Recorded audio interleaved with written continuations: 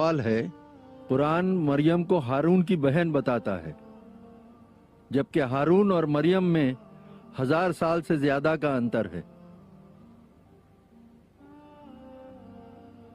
ہمارے بھائی نے سوال پوچھا کہ قرآن میں بتایا جاتا ہے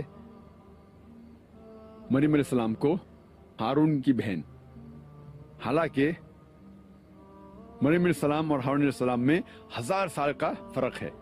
تو جس نے بھی یہ قرآن لکھا انہیں پتہ نہیں تھا یہ فرق ہے، اتنی بڑی غلطی کیسے ہو سکتی؟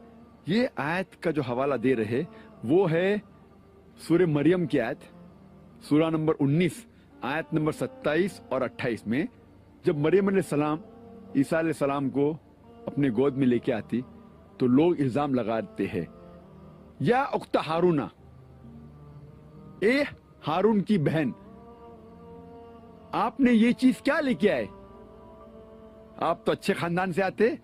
تو جب یہ لفظ کہا جاتا ہے یا اخت ہارونا، تو قرآن میں مریم علیہ السلام کو کہا گیا اخت ہارون، تو لوگ کہتے ہیں کہ مریم علیہ السلام ہارون علیہ السلام کی بہن تو نہیں تھی، تو یہ غلطی ہے۔ اور کہتے ہیں کچھ عیسائی لوگ کہ ہارون کی بہن کا نام تھا مریم۔ جس نے بھی یہ قرآن لکھا انہیں یہ پتا نہیں تھا مریم علیہ السلام جو ہارون علیہ السلام کی بہن تھی، اور مریم علیہ السلام میں 1000 سال سے زیادہ کا انتر ہے، 1000 سال سے زیادہ کا ڈفرنس ہے۔ لیکن جو لوگ قرآن پر اعتراض کرتے ہیں وہ عربی زبان نہیں جانتے۔